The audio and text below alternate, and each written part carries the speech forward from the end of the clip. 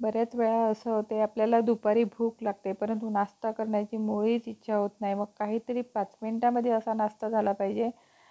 म्हणून आज तशाच पद्धतीचा नाश्ता करून दाखवणार आहे आणि हा नाश्ता मुलांनासुद्धा आवडतो. शाळेतून आल्यानंतरसुद्धा मुलांना खूप जोरदार भूक लागते आणि आपण काय करून द्यायचं, मग बऱ्याच वेळेला आईलासुद्धा कंटाळा येते. पण आपल्याकडे असे चिप्सचे पाकीट वगैरे असतातच. ज्यांच्याकडे लहान मुलं असतात ना, त्यांच्याकडे सहसा असतात किंवा आपणही टाईमपास म्हणून घरी ठेवतो, एखाद्या वेळेस असते आपल्याकडे. तर आता मी काय करणार आहे त्याच्यासाठी मुरमुरेसुद्धा आपल्याला लागेलच.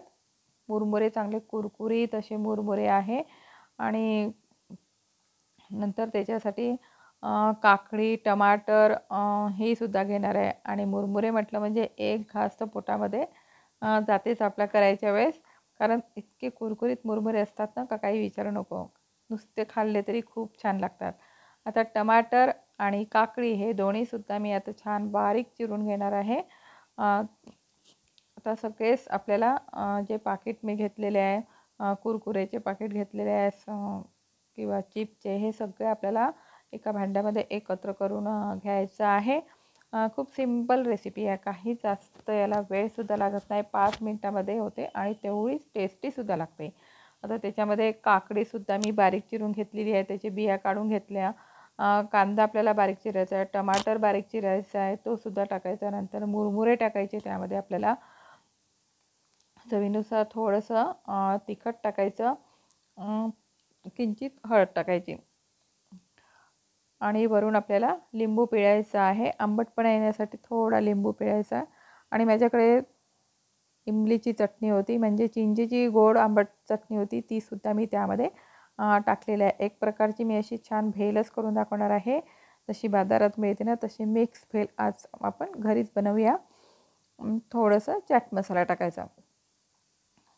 आता सगळं आपल्याला एकत्र करायचं आहे आणि चवीनुसार मीठ टाकायचं त्यामध्ये. पूर्ण आपल्याला एकत्र मिक्स करून घ्यायचं आहे. त्याच्यामध्ये मी एकही थेंब इथं तेलाचा वापर केला नाही आहे. तेल आपल्याला मुळीच टाकायचं नाही आहे. पूर्ण एकत्र छान मिक्स करायचं, खूप छान लागतो. बघा पूर्ण असं एकत्र छान मिक्स होतं आहे. मग थोडी माझ्याकडे शेव होती, बारीक शेव होती, मग ते शेवसुद्धा मी टाकलेली आहे आणि चिंच टाकल्यामुळे थोडीशी त्यामध्ये साखर टाकलेली आहे. आणि हे भेल कशी पटकन होते, तुम्ही करू शकता घरी.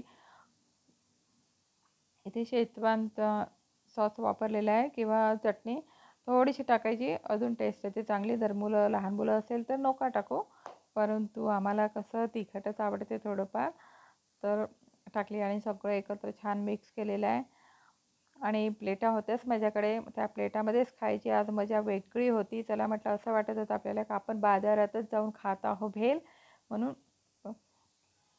आणि माझ्या मुलाला सुद्धा मी दिली, त्याला तर खूपच आवडली.